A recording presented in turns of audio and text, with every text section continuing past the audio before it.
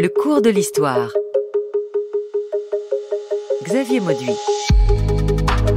L'indépendance chilienne, par la raison ou par la force? Qui pour incarner le Chili indépendant? C'est San Martín à la guerre, San Martín au Chili. Ce sont les Criollos qui s'envoient un Bourbon. Et c'est O'Higgins qui débouche un Magnum pour fêter l'indépendance. D'ailleurs, combien d'indépendances pour le Chili? En 1810, en 1818 et combien de patries? Une vieille et une nouvelle. L'histoire d'une lutte pour l'indépendance et pour la construction d'une nation avec pour ligne de mire un peuple uni pour qu'il ne soit jamais vaincu. Krevski qui depuis les États-Unis propose 36 variations sur El Pueblo Unido. Enrique Fernandez Domingo, bonjour. Bonjour. El Pueblo Unido, dans cette longue histoire qui nous intéresse, celle du Chili, c'est la désunion qui marque l'avant-indépendance. Vous pouvez nous rappeler quelle est la situation du Chili, de ce que nous appelons aujourd'hui le Chili, avant l'idée qu'il y ait ici un pays, un État-nation? Alors donc il faut tenir compte que même si le Chili en tant que territoire se trouve, on va dire, dans son territoire excentré de ce qu'on appelle l'Empire espagnol, il faut tenir compte que le XVIIIe siècle, ça change. Pourquoi? Parce que c'est un moment d'évolution, c'est un moment où il y a beaucoup de changements. C'est un moment où il y a une restructuration aussi administrative, où la monarchie espagnole avec les Bourbons veut reprendre le pouvoir, et pas seulement le pouvoir aussi, c'est donner une dynamique économique aussi à l'Empire. Et on voit que le Chili, à ce moment-là, commence à avoir un développement aussi politique, mais aussi économique. Donc, c'est ce qu'on appelle une capitainerie dans l'Empire espagnol, qui est attachée au niveau administratif à la vice-royauté du Pérou. Il faut dire que la vice-royauté du Pérou, c'est, même s'il commence à être moins importante, c'est le cœur de l'Empire qui commence à laisser un peu l'importance vers la vice-royauté de La Plata.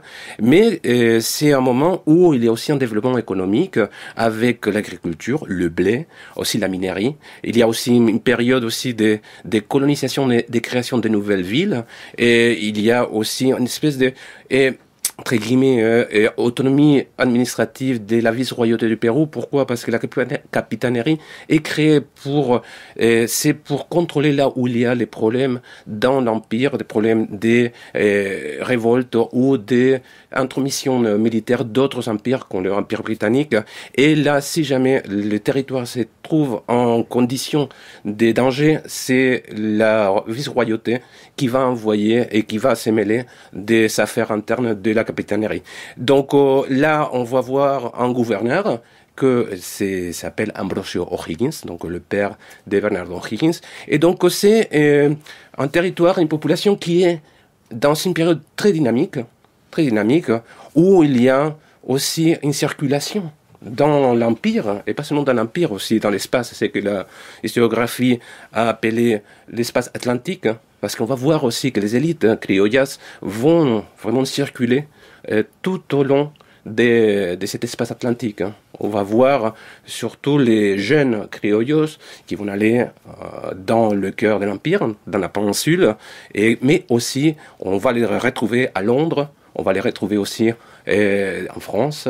Donc on va voir que c'est un moment de transformation. Donc c'est un monde qui commence à naître, mais c'est un monde qui existe toujours. Donc on est dans une période de changement. Avec beaucoup d'échanges, les criollos. Alors, il y a un mot français, ce sont les créoles. Mais c'est vrai que créole, tout de suite, ça nous porte sur un autre univers. Ouais. C'est pour ça, parce que en préparant l'émission, je préférais dire criollos. Pourquoi? Parce que il y a un teneur, il y a des nuances qu'on ne les retrouve pas au niveau historiographique, bien sûr. Des nuances qu'on ne trouve pas avec le mot créole. Donc, parce que c'est très important de faire cette différence, parce que c'est pas seulement au niveau, c'est au niveau culturel, au niveau historique, mais aussi, ce sont les descendants des conquistadors. Donc, tous ceux qui sont les descendants des conquistadors qui sont nés dans les territoires américains. Oui. Donc, c'est cette légitimité aussi qui donne à cette élite, on va dire, la mainmise sur la question politique, la res publique, et vraiment se trouve dans le sommet de la hiérarchie sociale. Mais on va voir, après je pense qu'on en parlera, qu'il y a aussi une lutte pour occuper on va dire, ces sommets de la société coloniale avec les péninsulaires, c'est qu'on appelle des Espagnols américains et les Espagnols européens. Oui, c'est une société diverse, parce qu'il y a les autochtones, les Indiens, les natifs qui sont là, il y a ces criollos, il y a ceux qui arrivent d'Espagne, mais Enrique Fernández Domingo, pour ce qui est le Chili actuel, une capitainerie, on sent bien l'idée de périphérie. Vous nous avez parlé du vice-royaume du Pérou, de La Plata, ça c'est l'Argentine. On est dans des conditions ici qui nécessitent un regard sur un espace très large, mais peut-on déjà parler d'une identité chilienne, au sens où il y a les Andes qui font une frontière magnifique? Est-ce que dans le découpage administratif colonial espagnol, les Andes sont une frontière? Et ça, c'est une question clé qui a traversé toute l'historiographie sur pas seulement la création du Chili en tant qu'État-nation, mais c'est la création de tous les États-nations, et surtout qui a été mise sur la table à partir des études sur les nations à partir des années 80, 90, on sait très bien. Donc c'est mis en question de cette idée qui naît, parce qu'on ne peut pas détacher la création de l'État-nation avec l'histoire en tant que discipline moderne créée au 19e siècle. Donc ça, avec les romans nationaux, on peut pas. Et il est vrai que ces romans nationaux, ce qui a écrit et qui était considéré, c'était qu'il y avait une nation avant la nation. Donc que depuis la nuit des temps existaient des Chiliens. D'accord? Donc ça, on va les retrouver dans l'écriture du roman national qui commence déjà à être bien, parce que là, vraiment, il y a un paradoxe pour les criollos, parce qu'ils se disent, d'accord, si nous, en tant que nation, on existait toujours depuis la nuit des temps, mais nous, on n'était pas là avant que la nation existe. Donc, comment on peut articuler ça? D'accord? Et une deuxième chose, comment on peut récupérer dans les romans nationaux la période coloniale, en se disant que ces périodes coloniales, donc on était sous la domination de ceux qui n'étaient pas des Chiliens, donc on effaçait une espèce à cause de cette domination, on avait oublié qu'ils étaient des Chiliens. Donc, comment on va insérer dans le roman national cette période? Et évidemment, après, c'est très facile de parler de la rupture révolutionnaire et de la guerre d'indépendance, et à partir de là. Donc, il faut aussi encadrer cette idée, cette ligne historiographique dans ce 19e où il y a, à partir du 18e, donc cette idée d'évolution, donc après l'idée des progrès, donc aussi avec toutes les études historiques, Ranké, la géographie française, etc., donc dans laquelle les protagonistes de l'histoire, c'est la nation, donc qui va prendre le rôle principal. Et alors, donc, il y a cette proposition que la nation existait. Mais il est vrai qu'à partir des années 90, il y a dans beaucoup d'historiographie latino-américaine, de dire non, la nation, c'était pas si clair que ça. Donc c'est l'État qui a créé la nation, ou c'est des conditions qui ont fait c'est un processus qui ont créé la nation moderne. Et donc on trouve aujourd'hui ces deux lignes historiographiques, c'est-à-dire ça existe depuis la création de l'État-nation, où la nation a toujours existé, mais la question n'est pas si tranchée. Je pense qu'il y avait un socle, donc on peut dire conscience quotidienne qu'on habitait un territoire, petit au fur et à mesure.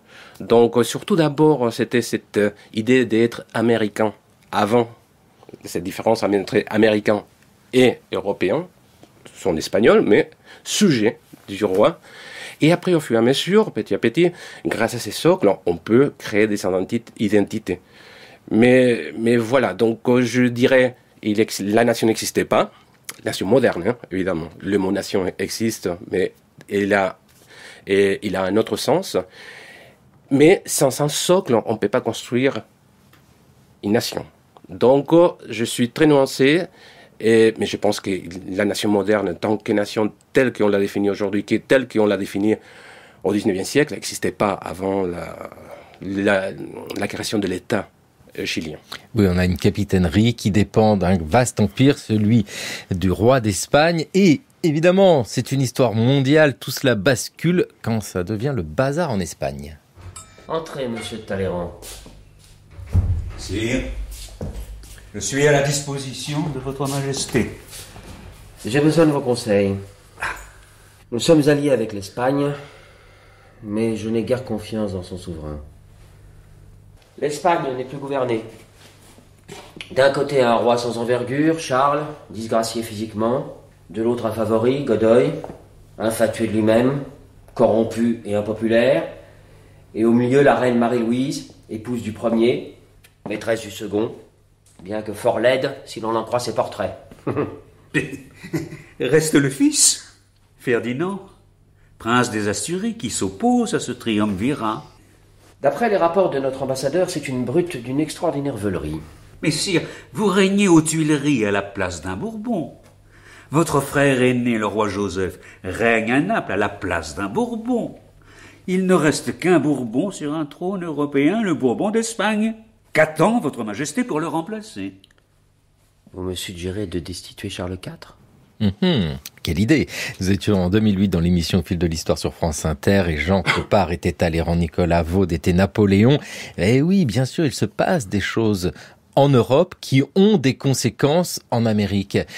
En quoi ça change que Napoléon, empereur des Français, place son frère sur le trône d'Espagne? Alors, donc, c'est une question clé pour comprendre, on va dire, ces ruptures qui va avoir lieu dans l'Empire espagnol.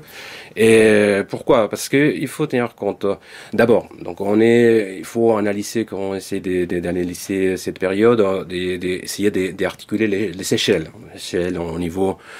au niveau global, on va dire c'est dont je parlais, l'espace atlantique, au niveau de l'Empire, mais en même temps au niveau vraiment régional. Et qu'est-ce qui se passe? D'abord, il faut tenir compte que c'est les nouvelles, même si c'est pas comme aujourd'hui que c'est instantané, circulent assez rapidement pour l'époque. Donc on sait très bien ce qui se passe. Et dans l'autre côté de l'Empire, d'accord? Donc on sait très bien la crise qui a été ouverte avec les guerres napoléoniennes. Donc d'abord, on va entrer dans une crise politique. La première des choses, c'est une crise politique et une crise des confiances. Pourquoi? Parce que c'est une crise politique où le système politique qui est à l'époque basé sur un pacte. Non? Donc il faut pas tenir compte que le Chili s'appelle aussi le royaume du Chili. Donc pourquoi? Parce que il y a tous ces pactes avec les rois. Il y a on s'appuie aussi sur cette question des droits des gens et sur donc les écrits des Grotius ou des Pufendorf. Non? Donc c'est-à-dire donc on fait un pacte avec les rois, mais après donc c'est le peuple qui donne ses pouvoirs au roi. Donc d'abord en 1808, en plus il y a toutes les nouvelles de l'invasion napoléonienne. Et il est vrai que la première des choses, quand il y a cette crise politique, c'est-à-dire donc s'il y a une crise politique, le pouvoir revient sur ceux qui ont signé avec le roi, mais quand même il continue à être sujet du roi. D'accord? Donc la question est de dire donc oui, mais les rois, il y a les trois pouvoirs qu'on connaît aujourd'hui. Donc si ces pactes est rompu, on peut pas. Il y a envie des pouvoirs, il faut le remplir. Donc là, on récupère les trois pouvoirs. Donc on va voir comment la gente de Santiago, qui s'est réunie le 18 septembre 1810, donc il va récupérer les trois pouvoirs et donc mais continue à être fidèle au roi. Et la rupture, qu'on va dire, des souverainetés, c'est quand on place le frère de Napoléon sur le trône d'Espagne. Là, il y a une récupération des souverainetés et là, c'est vraiment la rupture. Donc, on commence à envisager de garder ses pouvoirs et de mettre en question, on va dire tous les droits impériaux que on va dire les nouveaux pouvoirs qui est créé aussi dans la péninsule essayent de garder. Donc on rentre dans ce qu'on appelle une crise de souveraineté qui va déboucher sur une crise constitutionnelle et surtout sur une crise militaire. Oui, parce que les criolos au Chili savent bien tout ce qui se passe en Europe et ont bien compris que le roi qui est leur souverain n'est plus là, on en a mis un autre et bien sûr, dès lors, ça pose énormément de questions. En 1767, Ambrosio O'Higgins protégea les Indiens contre les colons espagnols, mit fin au servage, créa des villes, acheva la reconnaissance du pays. Quand il quitta son gouvernement du Chili en 1796, O'Higgins laissait une colonie très vivante, où l'Indien n'était plus un ennemi, Mais en plus précieux héritage, il laissait un fils, Bernard, qui allait, quelques années plus tard, proclamer l'indépendance du Chili. Et oui, l'indépendance du Chili. C'est ici Raymond Ronze, historien, professeur à l'Institut des hautes études de l'Amérique latine, qui s'exprimait en 1960 en évoquant le père de celui qui est présenté comme le héros chilien, celui qui a proclamé l'indépendance. Mais c'est toujours intéressant de voir d'où viennent les héros. Son père avait déjà des responsabilités très fortes sur ce territoire. Oui, tout à fait, parce qu'il faut pas oublier que l'élite criolla en Chili, ce qu'on appelle le royaume du Chili, la paternité du Chili, et a pas seulement le pouvoir social, mais c'est aussi le pouvoir, on va dire, de l'administration, parce que la plupart de cette élite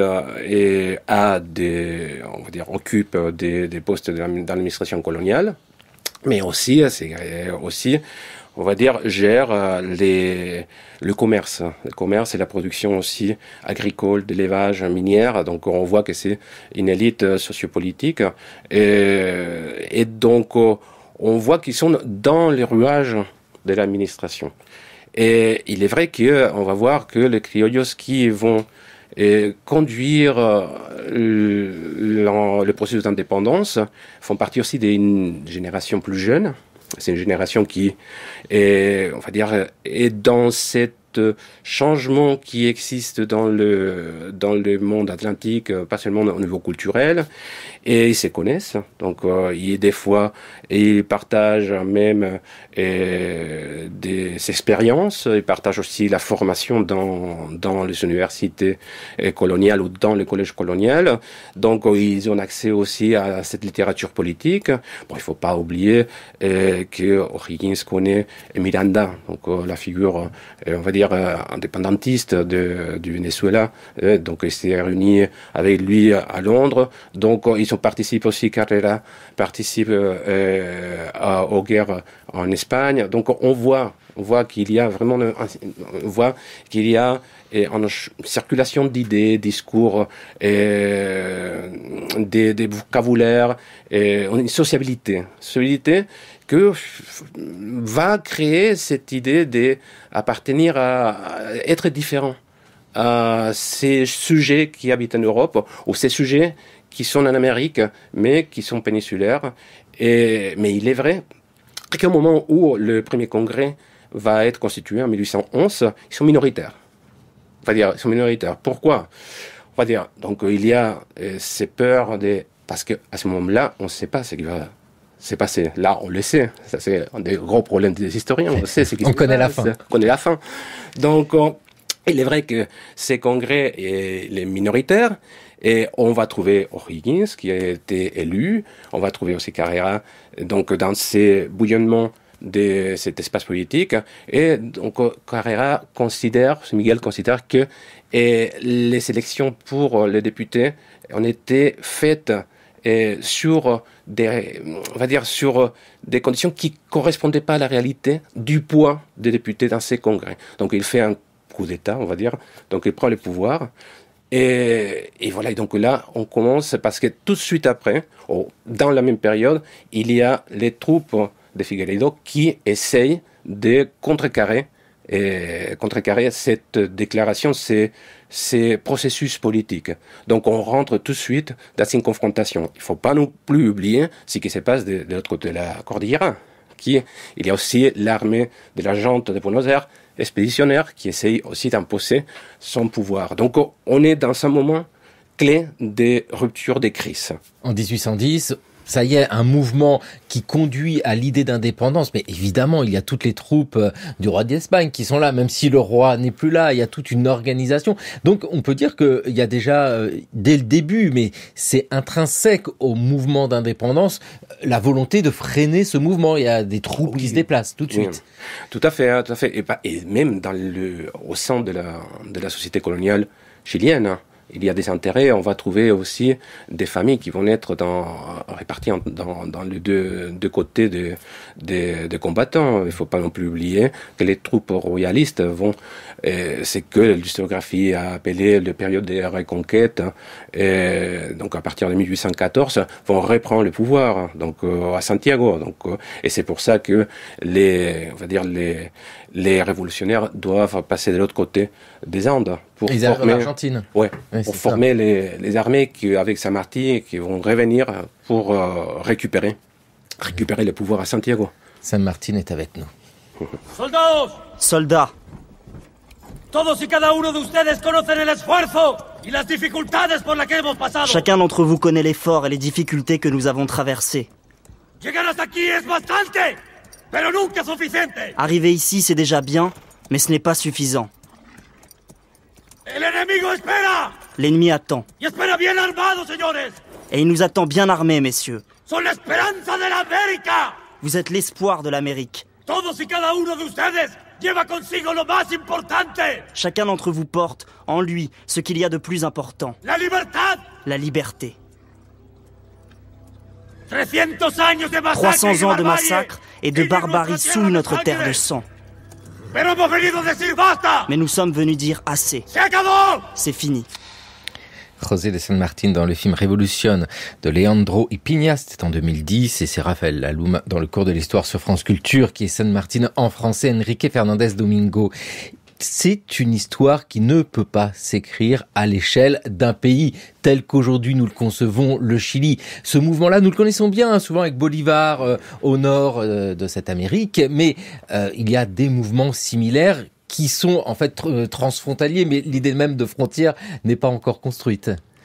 Et oui, tout à fait, parce que alors, donc, quand on commence, il est vrai qu'il y a tout un processus, mais il y a un processus aussi, parce que l'indépendance s'écrit aussi. Donc, il y a toute une écriture juridique, parce que, et il y a toute cette tradition qui est héritée aussi de l'administration impériale, et de la question juridique de créer un nouveau corps politique juridique. Et ceci dit, il faut dire non plus, il faut effacer cette idée de séparation entre la culture écrite et la culture orale. Là, vraiment, on est dans un monde où les écrits circulent aussi, hein, même si la plupart des populations ne sait pas lire. On sait très bien que dans les homélies, dans les églises, dans les places, parce qu'il faut tenir compte que c'est une société complètement différente à la société du 19e siècle, donc ça circule, donc on sait ce qui se passe. Donc il y a aussi les soldats qui transmettent, etc. Donc pour revenir sur la question constitutionnelle, il est très important de dire ça parce que la nation, l'État-nation s'est construit avec un territoire, mais le territoire est défini qu'à partir de 1822. Parce qu'il y a une proposition constitutionnelle, un texte qui va pas, on va dire, aboutir parce qu'après il y a le départ en exil de O'Higgins en 1824. Et donc c'est la première fois qu'on va définir le territoire. Mais c'est curieux parce qu'on définit le territoire pas par rapport aux frontières administratives coloniales, mais par rapport à cette idée du Chili, territoire de qui devrait être à l'avenir. Pourquoi ? Parce que pour la première fois, on voit un article qui définit que le territoire du Chili commence dans la Terre du Feu, les trois de Cap Horn, et jusqu'à Atacama. Plus ou moins, grosso modo. Avec donc les on voit, Andes voilà. Et donc quand on sait très bien que le territoire qui est vraiment occupé, c'est la vallée centrale. Donc on va dire la frontière, j'imagine, vous en avez parlé hier, des Rio Biobío, donc la frontière du sud, avant le Chiloé, et les territoires du nord vers la Serena. Donc on voit qu'il y a déjà une projection de ces territoires. Et c'est très curieux aussi parce que c'est qu'en 1818, qu'au niveau des textes, on trouve que, en même temps de la déclaration d'indépendance, on dit on ne s'appelle plus espagnol d'Amérique, on s'appelle chilien. Eh oui, ça change absolument tout, parce que cette histoire-là, quand je disais qu'elle s'écrit sur plusieurs pays, San Martín, c'est un général argentin. Tout à fait. Qu'est-ce qu'il vient faire au Chili, en fait ? Parce que on pourrait dire il va combattre pour l'indépendance de son pays, qui est l'Argentine. Mais non, à côté de cette idée d'État et de nation, il y a aussi des idéaux à porter et la volonté de libération. Donc, lui participe à la libération du Chili ? Il faut tenir compte qu'ils se connaissent. Hein. Donc, on va dire, ils se connaissent, peut-être pas personnellement, mais ils se connaissent aussi. Ils ont partagé, on va dire, des batailles. Et ils savent voilà, donc ce qui se passe de l'autre côté. Et donc, il faut dire que l'Argentine qu'on connaît actuellement est pas encore née, est un processus de construction.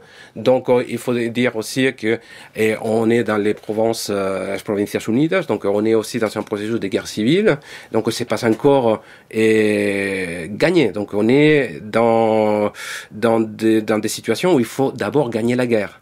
Donc, on sait que l'ennemi se trouve dans la vice-royauté, dans le cœur de l'empire en Amérique du Sud, c'est Lima. Donc, il faut s'allier contre un ennemi commun. Donc, et c'est très important parce que il est vrai qu'à cette période-là, parce que on sait que après la reconquête royaliste en 1814, donc on passe de l'autre côté des Andes, et il y a donc un accueil des troupes patriotes, ce qu'on va appeler aujourd'hui Argentine, et il y a aussi une reconstitution des armées. Et c'est très important. Pourquoi? Parce que on va pas faire une armée de libération, on fait deux armées de libération, parce qu'il y a une armée qui va porter pour la première fois donc les drapeaux chiliens et la cocarde chilienne, donc et les autres qui vont avoir les couleurs du drapeau des Provincias Unidas à cette époque-là. Donc on voit aussi que la guerre comme un accélérateur d'identité, mais un accélérateur aussi du temps politique. Parce qu'il est vrai que là, on est dans un temps politique très différent dans la période, on va dire, du 18e, même si il y a un changement, évidemment. Mais là, il y a une accélération qui va avoir un impact très fort dans, pas seulement les mentalités, mais aussi dans la question de création d'identité nationale. Donc, on voit 1811, on crée la première fête patriote, on crée, et c'est pour ça qu'on parlera des Patria Vieja, non, le premier drapeau, qui n'est pas l'actuel, hein, c'est Carrera, qui crée les premiers drapeaux chiliens, que c'est bleu, blanc, jaune, non, les terres de blé, le blanc des neiges de la Cordillera et le bleu du ciel. Donc on voit aussi des territoires comme socle aussi de ces créations du nouvel État. Et après, donc on crée le drapeau chilien actuel plus ou moins, donc avec quelques modifications, donc avec le sang de la guerre patriotique, le blanc des neiges, l'étoile de l'unité, c'est-à-dire l'étoile de Arauco avec l'unité du pays. Donc, et aussi avec les armureries du pays, parce qu'on commence, et c'est ça la question de comment on crée et comment on raconte ces patries, ces nations qui sont en train de se construire, de naître. Parce que les premiers armureries, ce sont deux indigènes qui vont être complètement effacés à partir de 1830, le 12e. Donc là, aujourd'hui, ce sont les armureries actuelles. Et on voit aussi les territoires. Pourquoi? Parce que c'est le Condor, c'est les moules et l'étoile. Donc on efface cette image des indigènes qui avait été créée dans les premiers symboles de la patrie. Donc on voit qu'on est dans une période où on tâtonne, on essaye de qu'est-ce qu'on est, comment on va se définir, qu'est-ce qu'on va raconter. Parce que toute communauté humaine a besoin de se raconter. Sinon, ça n'existait pas. Donc, et nous, l'État-nation a besoin d'un roman national, sinon et il n'y a pas ces socles où on s'identifie tous. Et cela ne veut pas dire que le roman national est figé. Le roman national évolue à chaque fois. Vous le savez, tant mieux que moi. Non, mais c'est vrai qu'on a besoin de le raconter, on a besoin aussi de le... Donc il ne faut pas séparer non plus la question politique et la question militaire, parce que font partie, donc c'est l'armée, c'est un outil politique. Et donc on voit que d'abord on pourrait dire que c'est Carrera et surtout le frère José Miguel Carrera après avec ses frères, mais après dans ce qui marque aussi c'est la défaite de Rancagua contre les troupes royalistes. Donc cette on va dire confrontation entre Carrera et O'Higgins qui va reprendre la main, qui va faire ce qu'on dit donc que on va éliminer les frères Carrera, donc après d'abord les deux frères et après José Miguel, donc en 21, et il prend le pouvoir, et il va être le chef de l'État, mais il va être obligé de démissionner Mais donc on voit que ce sont des personnages que dans ces années 30 postérieures à la guerre d'indépendance, c'est les mêmes générations qui ont vécu ça. Donc c'est compliqué de prendre de la distance. Mais il est vrai que dès que ces générations laissent, on va dire, le pouvoir à une nouvelle génération qui déjà va étayer et surtout va construire et développer les bases de l'État, non? Donc en tant qu'administration. Donc là, on a besoin aussi de légitimer avec un récit. Et c'est vrai que plus on est éloigné, plus on a besoin de raconter cette histoire. Il ne faut pas oublier que c'est en 1855 que Barros Arana, on va dire, c'est le Michelet chilien. Donc c'est l'historien et on va dire politicien, mais notable, et bourgeois, on va dire, à cette époque-là, même si on pourrait dire oui. Dans la conception de cette époque-là, des années 50, en Amérique latine, c'est pas la même conception, mais bon, laissons-là, on n'a pas le temps de développer, qui va écrire la première histoire de l'indépendance, en 1855. Mais déjà en amont, on commence déjà à considérer à O'Higgins comme en 42, le Congrès considère que O'Higgins peut retourner de son exil de Lima. Malheureusement, il meurt avant d'arriver. Et en 69, le Congrès décide de répatrier le corps du libérateur et on va faire vraiment un monument ou une crypte et qui est toujours à Santiago. Mais c'est curieux aussi parce qu'après on va récupérer les Carrera qui vont être enterrés dans la cathédrale métropolitaine, ils sont enterrés dans la cathédrale métropolitaine de Santiago. Donc on décide, on prend O'Higgins comme cette figure centrale, comme père de la patrie, et donc on voit que c'est à ce moment-là, années 40, 50, 60, on choisit, mais vraiment les personnages, mais on choisit aussi les types d'histoires qu'on va raconter, évidemment. Les types d'histoires qu'on va raconter, qui vont être les protagonistes, et aussi quel va être la teneur, donc le fil conducteur de cette histoire. Enrique Fernandez Domingo, vous êtes professeur d'histoire contemporaine d'Amérique latine à l'université Paris 8, Vincennes-Saint-Denis. Ah, ce petit accent des faubourgs. Non, vous êtes espagnol. C'est espagnol. Vous êtes directeur adjoint du laboratoire d'études romanes et vous êtes l'auteur d'un livre publié d'abord en espagnol mais traduit aujourd'hui en français, et c'est tant mieux, la naissance de la culture politique de la nation dans le Rio de la Plata et au Chili, donc 1808-1818, avec cette date de 1818, parce que 1808 on comprend, c'est le moment où les Bourbons d'Espagne sont renversés, où Napoléon met son frangin sur le trône à Madrid, mais 1818, ça c'est une autre date, c'est une date de déclaration d'indépendance. Depuis plus de 300 ans, la force obligeait le Nouveau Monde à respecter comme un dogme l'usurpation de ses propres droits. La révolution du 18 septembre 1810 fut le premier effort du Chili pour remplir les hautes destinées auxquelles il était appelé. Ses habitants ont prouvé la fermeté de leur résolution, en affrontant courageusement les vicissitudes d'une guerre qui a pour but, pour le gouvernement espagnol, de montrer sa domination sur les colonies américaines. Cette prétention a naturellement inspiré aux habitants du Chili la résolution de se séparer à jamais de la monarchie espagnole et de proclamer leur indépendance à la face du monde.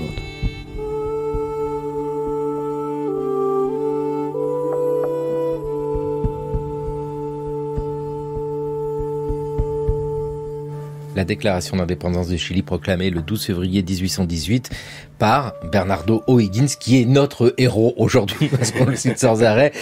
Bien sûr, pour une déclaration d'indépendance ou pour l'indépendance d'un pays, il y a une date, et c'est souvent d'ailleurs la date qui devient la fête nationale. Pour le Chili, c'est beaucoup plus complexe, on l'a dit, il y a 1810, ce premier mouvement, et puis cette vieille patrie, mais qui prend fin quand les troupes royalistes arrivent, et puis il y a cette nouvelle patrie, et là, 1818, c'est la déclaration d'indépendance. On peut pas parler d'un moment précis d'indépendance pour le Chili. En fait, c'est vraiment un processus, mais sur de longues années. Là, on est sur 8 ans, mais en réalité, ça ne veut rien dire, parce que ça se poursuit après encore. Oui, on va prendre l'exemple de comment construire surtout l'imaginaire national. Non, et on sait très bien que la commémoration est une pratique clé, non, dans la construction de ces imaginaires. Il faut tenir compte que très vite, Carrera, quand il prend le pouvoir, il va imposer le 18 septembre, donc de 1810, comme fête, non, on va dire des points de départ, non, même de légitimer de son pouvoir et de ses processus. Donc on voit tout de suite qu'il y a une commémoration qui s'émet. Mais bon, ces pratiques aussi on va dire, il y a la continuité de la façon de occuper l'espace, parce que surtout c'est l'espace soit on va dire des villages, des villes du Chili, donc mais parce que c'était aussi toutes ces traditions coloniales d'occuper l'espace avec toutes les fêtes religieuses. Donc c'est un continuum où cet espace est occupé. Donc il y a des pratiques qui sont revisitées et qu'on change de nature. Donc on voit. Là, c'est important parce qu'en même temps, donc on a un nouveau drapeau, il y a les chansons, donc on voit qu'il y a ces côtés-là. Après, donc qu'est-ce qui se passe? Il y a d'autres dates parce qu'il y a aussi les faits militaires. Bon, donc tous cette recherche, non, de voir comment on va fixer une date pour faire toutes ces on va dire, des constructions d'imaginaires, des représentations, des pratiques, des forges, que je parle, même si des cultures nationales, même si avec les limites que ces outils de recherche et d'interprétation et d'analyse du passé peut nous donne aussi des outils pour commencer à avancer. Donc c'est à partir des années 30, 37 où on fixe mais vraiment le calendrier. Et donc on choisit la date des 18 décembre, qu'on la jante. Donc la réunion du Cabildo Abierto, donc qui se transforme en jante politique, et comme on va dire la date la date nationale. 18 septembre. 18, oui. J'ai dit décembre. Pardon, septembre. Désolé. C'est mon côté chilien qui ressort. Désolé, septembre. Donc, mais on va choisir d'autres dates des faits militaires, comme la bataille de Chacabuco, la fête navale, la bataille navale. Donc, finalement, on va créer ce qu'on appelle les fêtes de la patrie, las fiestas patrias, qui durent, on va dire, une semaine, entre le 10, 18, avec toutes ces dates. Et on va voir ça, on les voit très bien, par exemple, lors du premier centenaire du Chili, on voit comment là, c'est vraiment l'acmé de ces représentations. Il y a à Valparaiso on va dire les forces, les bateaux qui, on va dire, ont participé à cette reconquête, etc., etc. Donc on voit qu'il y a tout un processus aussi pour donner un calendrier festif. Et depuis les années 30, c'est en même temps, c'est la formation de l'État, de l'administration, on va dire du socle administratif de l'État, qui va traverser jusqu'à nos jours ces dates des fêtes nationales. Dans ce double processus, celui de la conquête de l'indépendance, on l'a dit, ça s'étend sur plusieurs années, et l'autre processus qui est la construction d'un récit national, les élites restent les mêmes en fait. J'ai presque envie de dire que les élites, avant l'indépendance, pendant tous ces processus, demeurent globalement les mêmes. Ce sont les criollos. Ou pour le dire autrement, quelle place laisser aux autochtones, aux Indiens dans ce récit ? Alors, donc là, d'abord, ils vont naître, on va dire, il faut tenir compte qu'on a besoin du passé des autochtones pour construire le récit national. Donc, on va faire appel à ces héros, Caupiloquan, Arauco, qui a été créé, donc je vous parlais hier. Les Mapuches, Arauco, tous les récits de l'Araucanie, etc. Donc cette image de cet Indien qui s'est confronté toujours aux Espagnols, vaillant, fier, mais qui n'existait plus dans l'imaginaire. Et ces indigènes Mapuches qui sont l'ère contemporain, qui sont considérés comme des mineurs d'âge, qui n'ont pas la capacité politique ou la capacité pour devenir vraiment des personnes agissant dans la nation.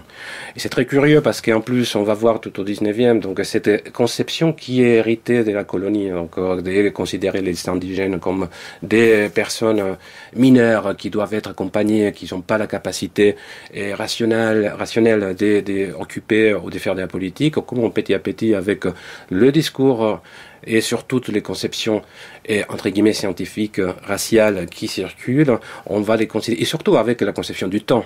Donc ils sont le passé qui est pressant. Donc on garde cette, on va dire, mapuche indigène et rêvé, mythique pour le roman national, mais pour l'actualité, leur actualité, ce sont vraiment des sous-hommes qui empêchent les progrès de la nation chilienne. C'est pour ça, en 1862, ça commence vraiment l'occupation de l'Araucanie. Donc c'est parce que là, deux choses, il faut finir la construction territoriale de l'État, mais en même temps, il faut amener le pays vers le progrès. Et donc on trouve des processus très similaires en Argentine, la conquête du désert, mais aux États-Unis, la conquête de l'Ouest. Ça reste dans la tête de la conquête de l'Ouest parce qu'on a toute la filmographie et tout cet imaginaire qui est transmis à travers le cinéma.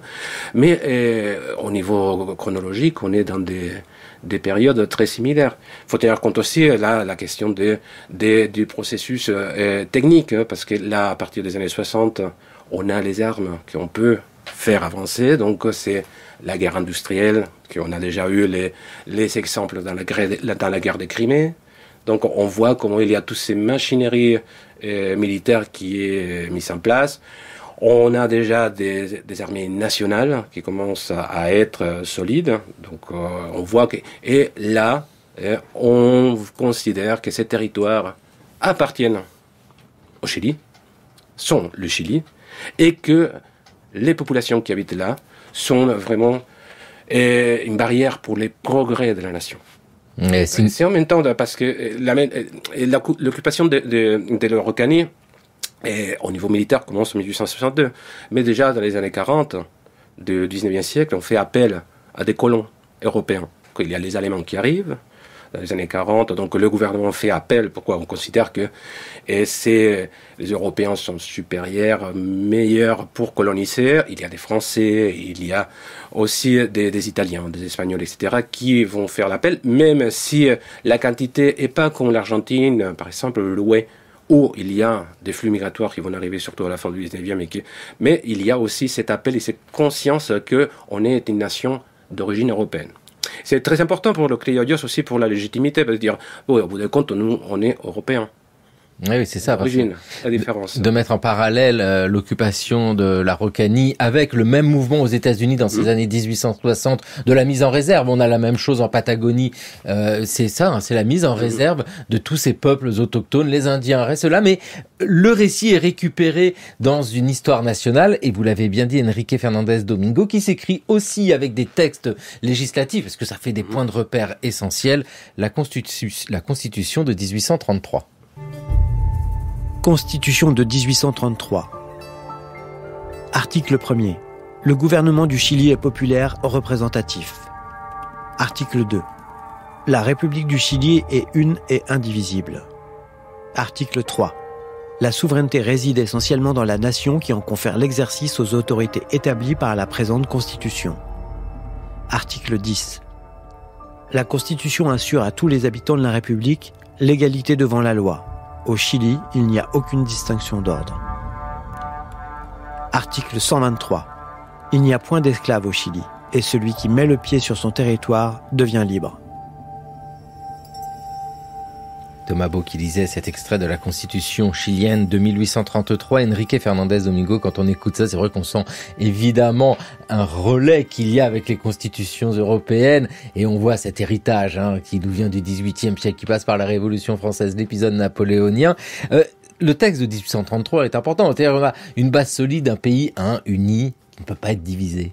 Tout à fait. Donc on va dire c'est le texte aboutissant le processus. Vraiment c'est les points d'orgue qui marquent, on va dire, la naissance de l'État-nation au niveau juridique, constitution. Parce qu'il est vrai qu'il y a tous ces textes qui traversent tout le processus. Donc j'ai évoqué la Constitution de 1822 qui définit pas seulement le territoire, définit qui est chilien, mais qui définit qui est citoyen, qui est pas la même chose. Mais c'est pas la même chose, il y a la subtilité là aussi. Donc, parce que les droits, parce que évidemment en chilien, ça c'est très curieux, parce qu'on voit aussi ces poids de la philosophie politique du libéralisme de l'époque, mais aussi les poids du passé colonial, et l'influence aussi de tous les textes qu'on vous avait dit qui circulent, les textes aussi des constitutions états-uniennes, hein, donc, et la constitution de Cadix, hein, c'est très important aussi, c'est constitutionnalisme ibérique, la constitution de 1812 à Cadix.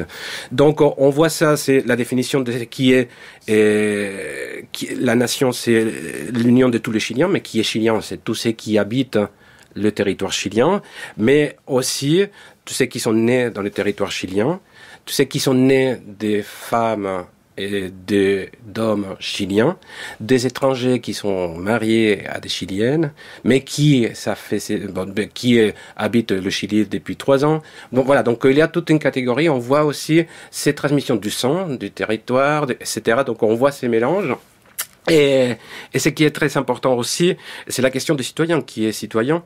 Donc, citoyen, c'est, donc, il y a les électeurs, ce sont tous les Chiliens, mais pas tous les Chiliens peuvent être élus. Donc, un citoyen doit avoir 25 ans, savoir écrire et lire, avoir des possessions, donc une quantité, des ressources pour pouvoir se présenter. Donc on voit qu'il y a déjà une première hiérarchisation on va dire, de ces droits, parce qu'il est vrai que même 33, 22, on dit que la question de liberté, les Chiliens sont égaux face à la loi. Donc il y a la propriété aussi, c'est très important, parce que c'est tout individu a le droit de ne pas se voir voler sa propriété, sauf besoin de l'État, avec une indemnisation, évidemment, mais aussi la question des droits et devoirs. Donc, le devoir de participer à la patrie. Donc, aussi, la patrie a besoin des citoyens, de respecter la loi, les mœurs, etc., etc. Donc, on voit qu'il y a aussi et surtout, c'est très important, le Chili, c'est une nation catholique. Donc, c'est l'article.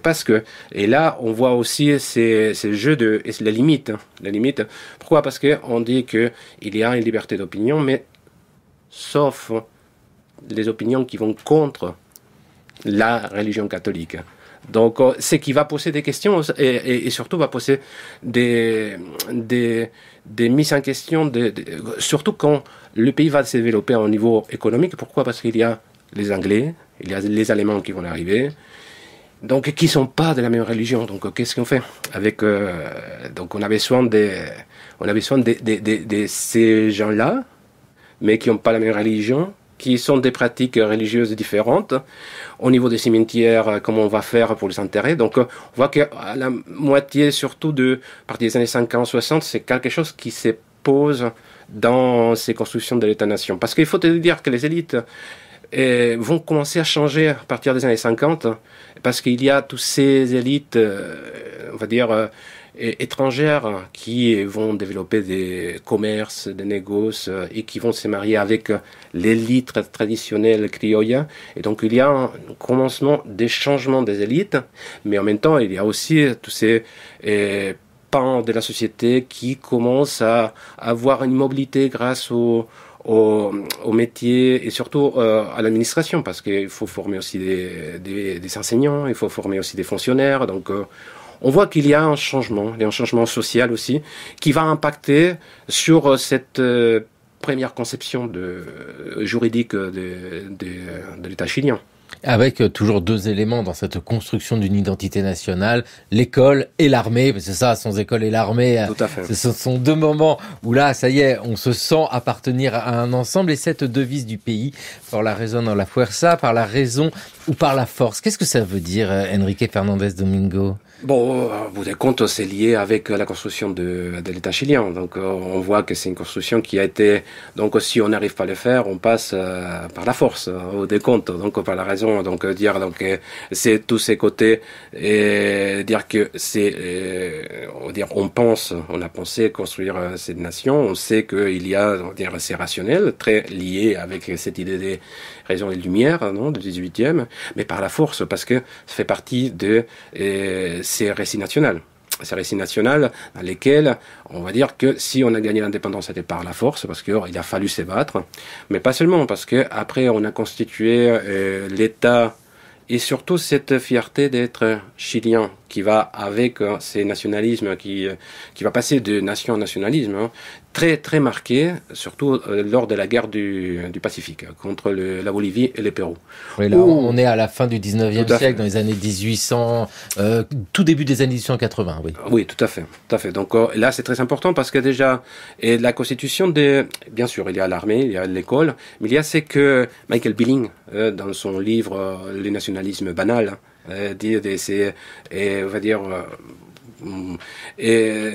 c'est raconter jour au jour la nation, vous la voir tous les jours avec la monnaie, les timbres, les cartes postales, les récits, etc. Donc ça, et surtout c'est très important les récits des soldats, parce que d'accord, on arrive à cette guerre, mais avant il y a eu déjà d'autres guerres contre la Bolivie, contre le Pérou, contre l'Espagne impériale, l'Espagne qui rêve encore de l'Empire perdu dans les années 60 du 19e. Donc, aussi une concurrence avec l'Argentine. Voilà. Donc, c'est... Par la raison et par la force, on pourrait rajouter comme devise et par la construction d'un récit. Voilà, c'est le Chili par la raison, par la force et par la construction d'un récit. Merci beaucoup à vous, Enrique Fernandez Domingo, de nous avoir raconté la naissance de ce pays, le Chili, en écho titre de votre livre, la naissance de la culture politique de la nation dans le Rio de la Plata et au Chili. Merci beaucoup. Le récit se poursuit dans le cours de l'histoire. C'est Gérard Noiriel, le pourquoi du comment.